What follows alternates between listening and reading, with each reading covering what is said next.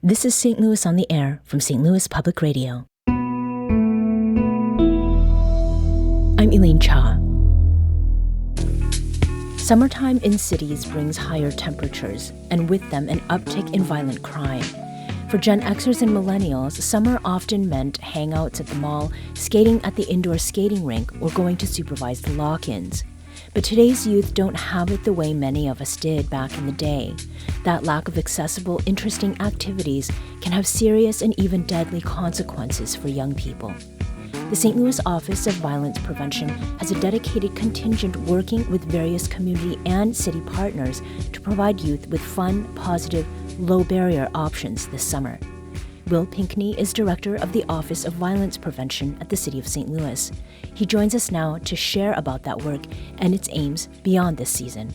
Wil, great to have you back on the show. Thank you. Thank you for having me. So last year, you joined us shortly after a shooting that took place in an empty downtown office space and sadly resulted in 1 death and 11 injuries, all among young people. Now, at that time, the Office of Violence Prevention had only been around for 1 year. Wil, what sorts of lessons did you and your staff learn in 2023 that you all have carried with you into this summer? Many lessons. I think one is collaboration. We probably knew that, but I think it's one thing to know you need to collaborate. It's something else to know who to collaborate with, right? Mm-hmm. And I think the city in general, people who do this work in the city, really started to understand there's no one program, there's no one person, there's no one thing that's going to help us get past all this violence that we're experiencing. We all have to work together. So I know there was a concerted effort after that to really bring people together, big and small organizations that are doing work around arts, sports,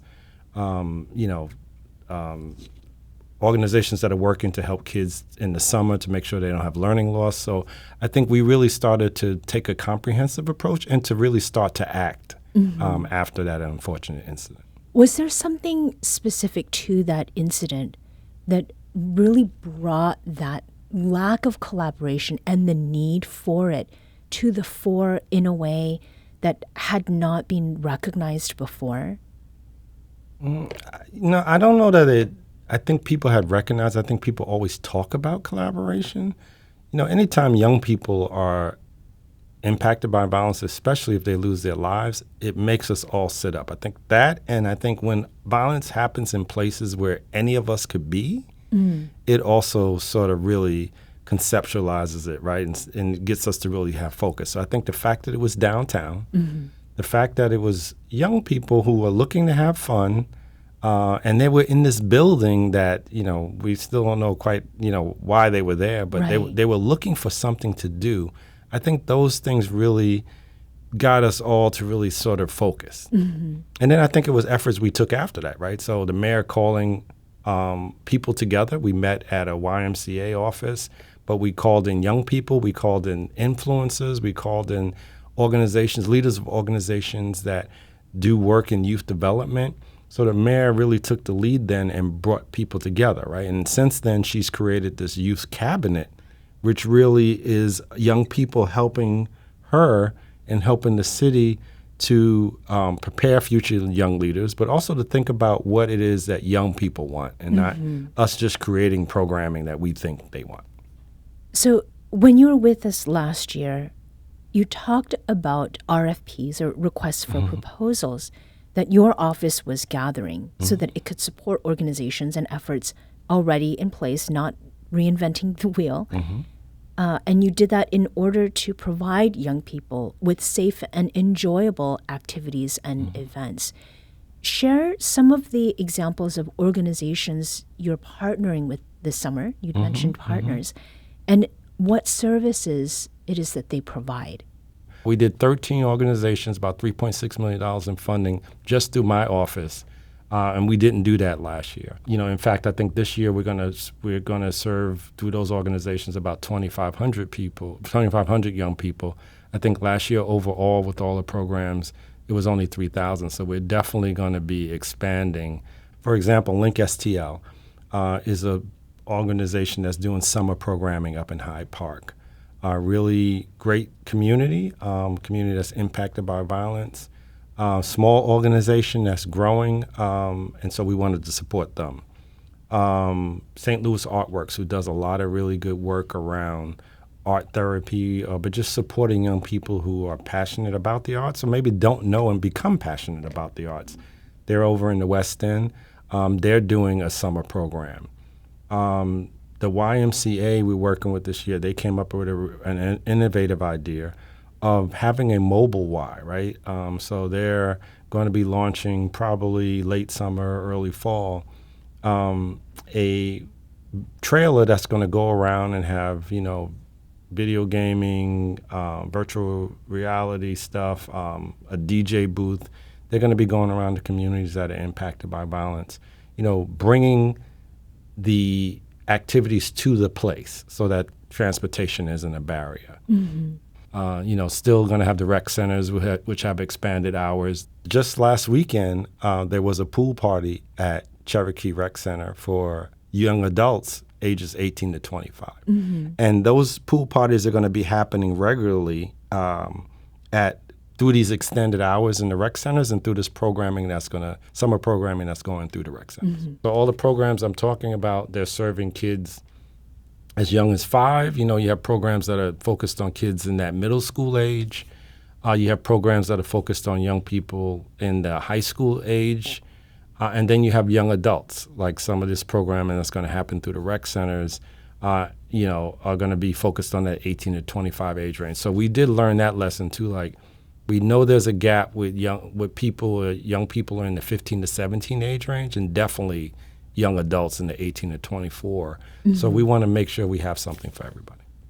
You mentioned a youth cabinet mm-hmm. that the St. Louis Mayor Tishaura Jones, brought together. Mm-hmm. What sorts of things have you and the mayor's office learned from that youth cabinet?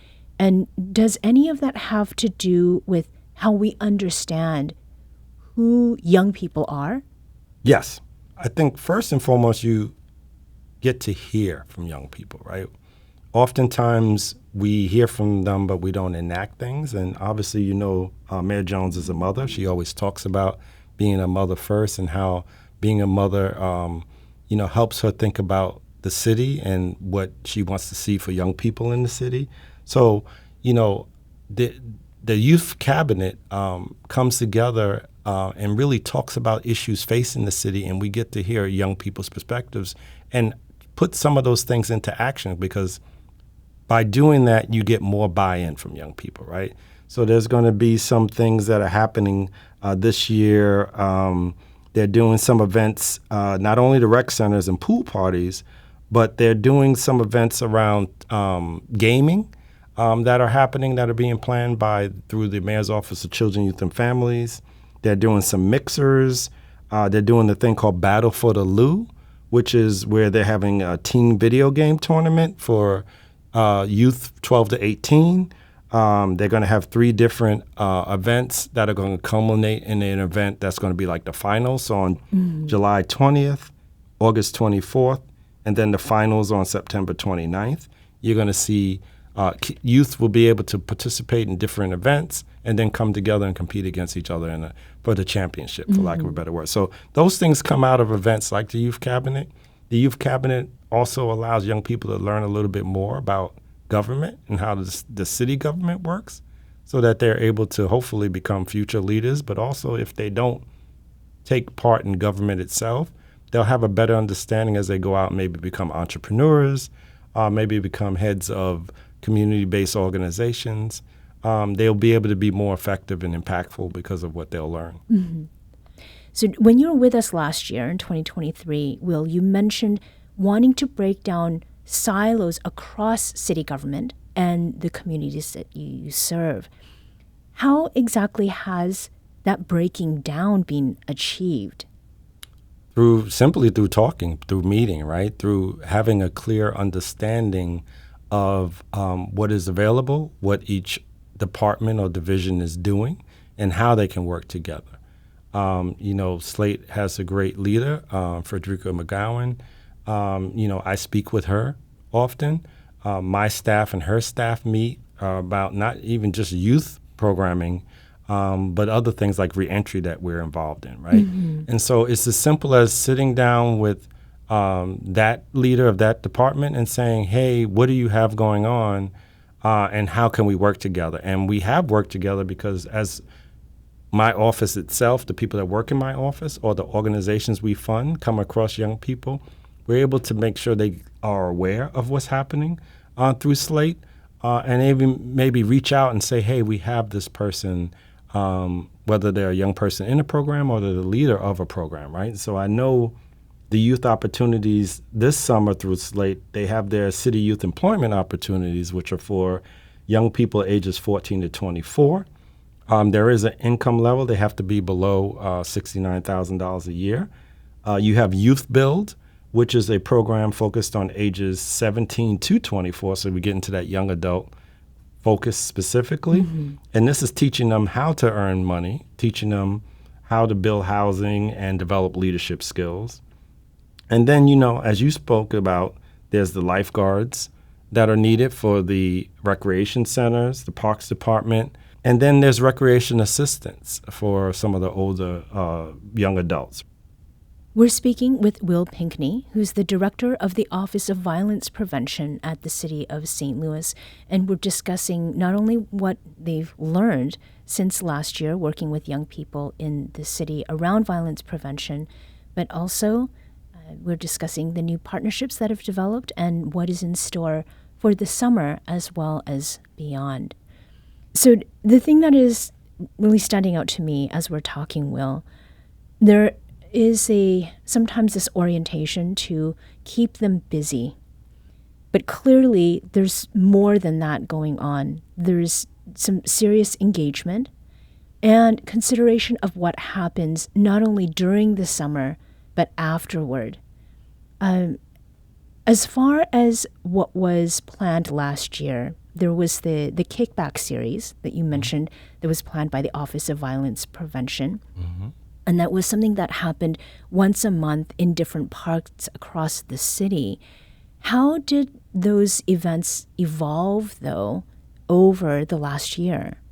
Well, first of all, they kept going. So we've been doing it every month since last April. When it got colder, we went inside. And so they've evolved in that we've kept having them. We've had more organizations. I think we had over 30 community-based organizations and city departments who took part in the kickbacks last year. As they evolved, the things that happened at the kickback evolved. We had a mechanical bull at one in Fairground Park. Okay. A couple of months ago. Buck off. Yes, we had a great organization. Diamond Diva Empowerment does some great things at our kickback. We had Ameren Inspire at one, helping to pay bills for people, utility bills. In August, we're planning to partner with the St. Louis Development Corporation and their North Side Economic Empowerment Center, which is in Sumner. So we're doing our August kickback in the Greaterville area. Something else that has evolved is somewhat connected to the kickbacks is peace walks. So we started this in March, and we did the first one in the Dutchtown area. We started around Laclede Park. The second one we did in the O'Fallon Fairground area. We started in Fairground Park and walked around. And this is really to raise awareness of those who have been impacted by violence, to acknowledge them, to pay homage to them and their families, but to also bring the community together and empower the community around this. And we're doing this not because something happened, but we want to go into community. And the reason I mention that is because the other thing that's evolved is that we're looking to keep things going in community. We want community to start to take ownership over promoting these types of events. And our plan is to have a kickback in a community and then a month later to have a peace walk. So that it's not just we come in and do a kickback and leave. To your point, this is not about one-off engagements. This is about going deeper with people, not just, trying to have as many engagements as we can. Right. And it does sound like this is less about stopping something from happening, but rather initiating things that are going to make for something positive. Correct. Yeah. I mean, you obviously hope to stop something by engaging people, going deep with them, developing trust and legitimacy in these relationships, and helping organizations and people in the community, empowering them to do these things, right? To say, hey, we do want to come together. Hey, Office of Violence Prevention, if you're going to come here and do this event, we'll bring everybody. We'll think about what makes sense for our neighborhood in terms of what the event looks like. And then we'll come in and support them as the Office of Violence Prevention. But it's really about empowering people, creating safe spaces, and raising awareness. You talked about how much money the Office of Violence Prevention has this year. There's a big difference between what you had for year one and what you now have with year two, which is $3.6 million. Is part of the reason that you all needed basically to prove that you could do some work, that you could accomplish some things, and that you could be effective in order for that budget to come up? I think, I don't know if it was necessarily that we had to prove anything. I think we've been fortunate to have a lot of support. I don't think as many people know about the office and the work it does as I would like. But everybody can get behind violence prevention, especially when it's community focused. We go out to the community. I think people that know us are used to seeing us. And in fact, we were in a community, I think it was Dutchtown, and the person there spoke about how the mayor talks a lot about going out in communities, and then here we are, the Office of Violence Prevention event is happening in the community, right? Oftentimes organizations, nonprofit organizations, or even government, we have a building, we have things in that building for people, and we wait for them to come to us. That's not the approach we've taken. So I think that is what encouraged people or got them thinking about, hey, we can give this extra money to this office. So, Wil, the way that the calendar looks right now, there is a lot that is already planned. How is it that you will know that the work that's gone into all of this programming, into the collaborations with community partners, has been successful? What's the measure for that? Well, first and foremost, I want to pay homage to those who are doing work that we don't fund and don't receive funding from city government or federal government or anybody. There's people in the community. I talked about how many kids we're interested or we believe we will serve. But there are people doing that work without us, and so I think we need to all make sure we recognize and thank those people who have been doing work in their communities for years without any money, because they lend to what will be this positive outcome and impact that we all expect. So if I think about short-term things that would point to us being successful, I think a continued decrease in violence against young people. Last year we saw a 50% decrease in youth shootings and youth shooting victims. We know that every crime isn't reported, but that still is important. This year we're probably flat. I think that's great in that we were at a decade's low last year, so we are maintaining that. We're not seeing an increase. We still have work to do. So that's one thing. If we continue to see a decrease, I think seeing less truancy in the short term, probably midterm is more higher graduation rates. I think if we see philanthropic organizations and the business community start to, set aside funding for young people, I think that will be a sign of success. We collect data from the people we fund on a monthly basis, so we are starting to look at outcomes. And so we want to see less behavioral issues. We want to see more young people employed in job training and skills building, type programming. I know we're funding a lot of organizations that are focusing on life skills. And specifically, when you say life skills, what does that mean? some of it is the mentoring, right? Being with someone who, can help you identify what is your interest and what do you need to go about to realize that interest, right? Whether that's going to college, whether that is related to a trade, whether it's entrepreneurialism. I think it's understanding, how to manage your emotions, how to understand who you are when you're not feeling yourself, feeling comfortable enough to, speak to someone who you trust. Obviously, we gotta make sure there's trusting relationships. And by the way, I've talked to youth. I've been in rooms where people are talking to youth. Youth are more likely to talk about those things than I think we give them credit for. Right. We just don't listen. I think we'll know we're successful if we start to see a stabilization of our loss of population. Mm-hmm. We want to see that. We've talked about we that. want to see that level off, and then we want to see it increasing. We want to see families starting to move in. Health, I didn't even talk about health indicators. We take a public health approach. If we see decreases in sexually transmitted diseases, if we see decreases in crime victim compensation needed, we see decreases in the number of domestic violence survivors and domestic-related crime, because we're teaching people about healthy relationships, which is also a life skill, right? We need to teach young people about what a healthy relationship is, but we also need to teach some young adults and adults about that. Absolutely. So those are a bunch of indicators that I think are important.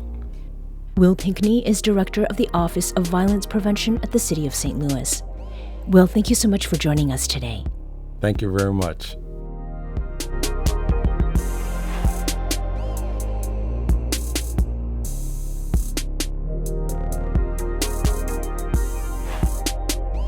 This episode was produced and edited by Maya Norfleet.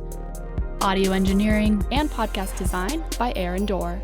Our executive producer is Alex Hoyer. St. Louis on the Air is a production of St. Louis Public Radio. Understanding starts here. Do you find yourself regularly listening to episodes of St. Louis on the Air?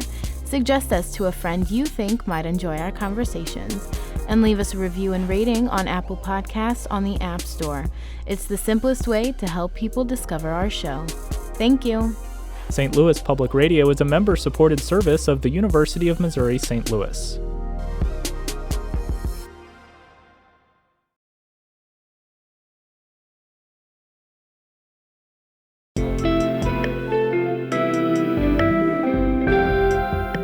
The Gateway brings you the day's news each weekday from around the St. Louis region and the state capitals in Jefferson City. Our schools are accredited.